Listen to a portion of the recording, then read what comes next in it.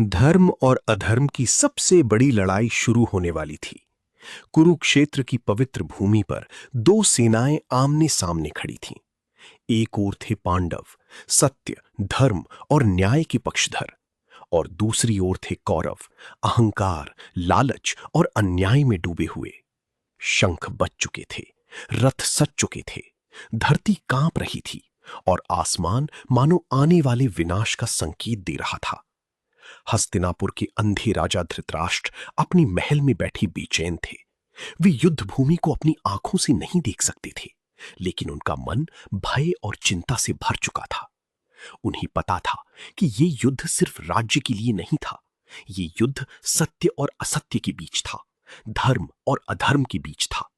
तभी उन्होंने अपने सारथी और दिव्य दृष्टि प्राप्त संजय से पूछा, धर्म क्षेत्रे कुरुक्षेत्रे समवेता युयुत्सवा मामकाह पांडवाश्चैव किम कुर्वत संजया। अर्थात, हे संजय, धर्म भूमि कुरुक्षेत्र में युद्ध की इच्छा से एकत्र हुए मेरे और पांडु के पुत्रों ने क्या किया। ये सिर्फ एक प्रश्न नहीं था, ये एक पिता की चिंता थी, एक ऐसे राजा की बेचैनी थी जिसने जीवन भर अपने पुत्रों के मोह में सत्य का साथ नहीं दिया।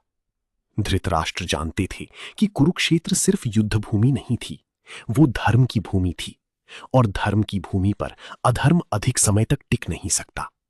संजय ने अपनी दिव्य दृष्टि से युद्ध भूमि को देखा। उन्होंने देखा कि दोनों सेनाएं विशाल पर्वतों की तरह खड़ी हैं। भीष्म, द्रोण, कर्ण जैसे महायोद्धा युद्ध के लिए तैयार हैं।